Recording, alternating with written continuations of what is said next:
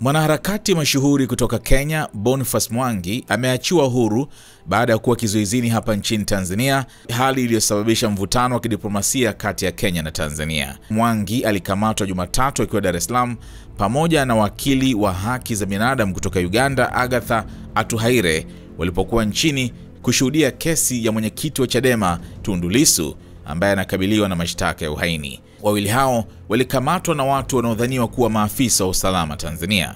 Alhamisi asubuhi, Mwangi alirudishwa katika mpaka wa Horohoro na kukabidhiwa kwa maafisa wa Kenya. Alionekana akiwa dhaifu na mwenye maumivu katika uwanja wa ndege wa kimataifa Moi, Mombasa, ambako alitarajiwa kusafirishwa hadi Nairobi kwa matibabu. Kuachiwa kwake kulifuatia shinikizo kutoka kwa serikali ya Kenya, ambayo kupitia kwa katibu mkuu wa Wizara ya Mambo ya Nje, Korir Sing'oei, ilithibitisha kurudi kwake salama nchini humo kupitia mitandao ya kijamii.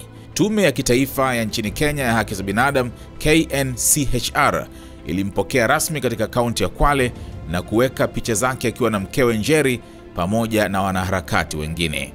Tume hiyo ilieleza kuwa Mwangi angesafirishwa hadi Nairobi kwa ajili ya uchunguzi wa kiafya. Hatua hiyo imekuja baada ya Rais wa Jamhuri ya Muungano wa Tanzania, Dr. Samia Suluhu Hassan, kuonya dhidi ya kile alichokiita uingiliaji wa kigeni katika masuala ya ndani ya nchi. Kauli hiyo ilikuja baada ya Kenya kulalamikia kufukuzwa kwa viongozi wengine wa kisiasa wa nchini Kenya, akiwemo waziri wa zamani wa sheria Martha Karua, waliokuwa wamefika kuhudhuria kesi ya Tundu Lissu.